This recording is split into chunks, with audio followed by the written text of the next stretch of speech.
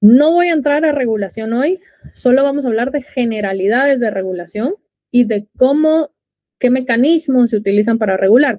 Ya vimos algunos ejemplos, ya empecé a hablar un poquito acerca de esto, así que creo que va a ir teniendo más lógica conforme vayamos avanzando.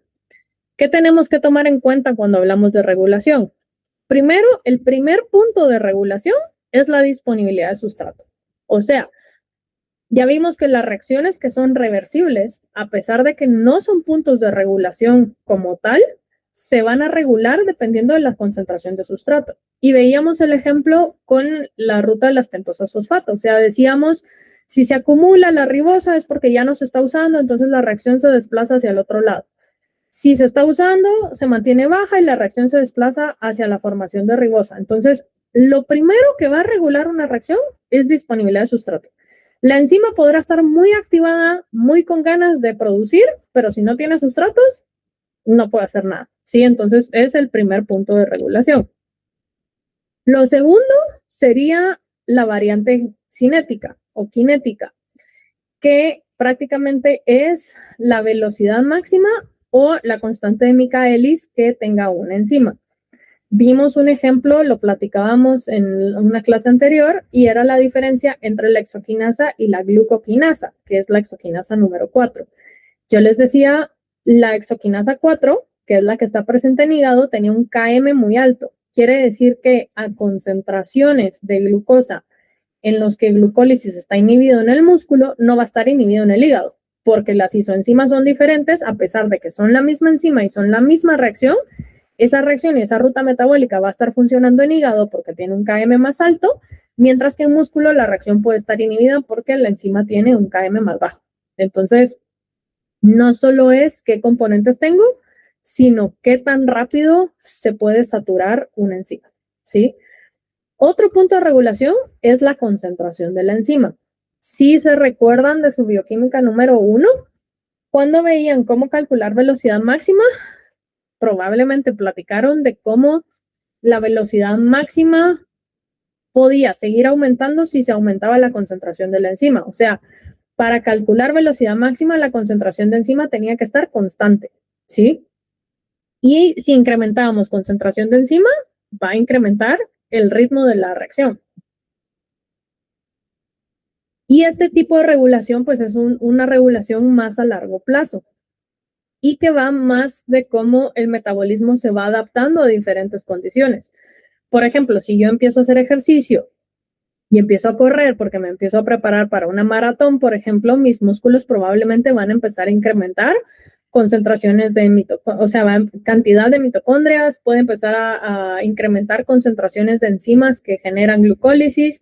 Mi hígado probablemente va a ser más eficiente convirtiendo lactato a piruvato porque mi lactato deshidrogenasa va a estar aumentada, por ejemplo. O sea, cosas como esas empiezan a ser regulaciones crónicas, regulaciones a largo plazo, que básicamente pues son más tardadas. ¿Por qué? Porque necesito ir al ADN, aumentar mi expresión genética para que el ADN se convierta a ARN, que el ARN entre al ribosoma para que se produzca la proteína, que la proteína se modifique en el retículo para poder convertirla en enzima. ¿Sí? Entonces, tiene que pasar todo eso para que la enzima exista y aumente su concentración. Quiere decir que si no hay ningún estímulo metabólico que altere la forma en la que mi ADN se está expresando, este mecanismo de regulación no va a ocurrir, ¿sí? Bueno, ¿qué más?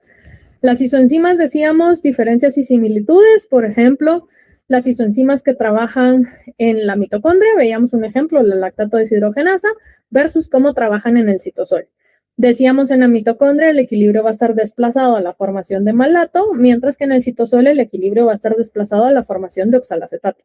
Misma enzima, diferentes compartimentos, por eso son isoenzimas, desplazan equilibrios hacia diferentes lados. Entonces, es un punto de regulación porque se está moviendo para un lado o para otro, ¿sí?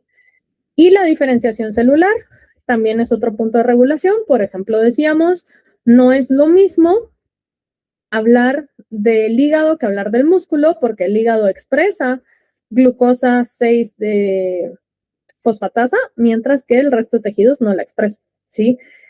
Las células tienen la misma información genética, o sea, el mismo ADN.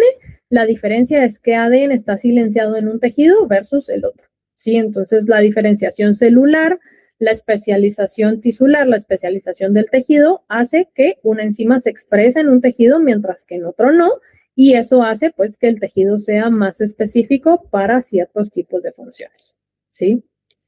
Aparte le ponemos a esto tipos de regulación, que podría ser una retroalimentación negativa, y esto es bioquímica 1, solo es para que se recuerden, o proactivación, que es prácticamente una retroalimentación negativa, es cuando el producto final de una ruta, o puede ser un intermediario de la ruta, va a venir y generar una señal al inicio de la ruta.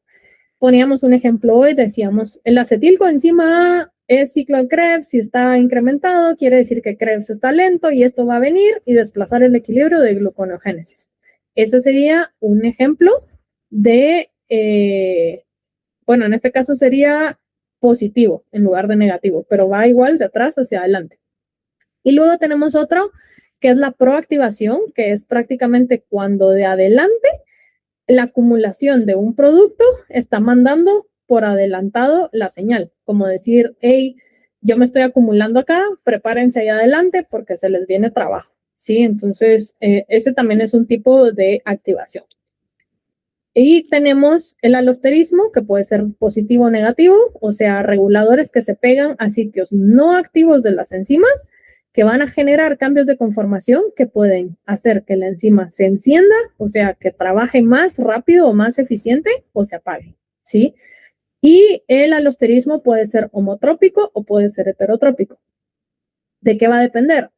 Va a depender, es homotrópico si es un sustrato de la reacción el que está generando el efecto. Y hoy vimos un ejemplo de eso. Hablábamos de la primera reacción de la ruta de las pentosas fosfato. Decíamos se produce NADPH y el NADPH es quien manda la reacción.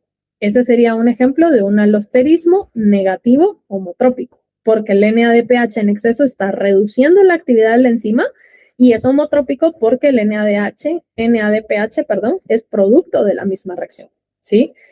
Un ejemplo de un alosterismo heterotrópico sería el ejemplo que veíamos del acetilcoenzima A, estimulando o inhibiendo la enzima de otra ruta metabólica. Ese sería heterotrópico, algo ajeno o distinto a los sustratos y productos, ¿sí?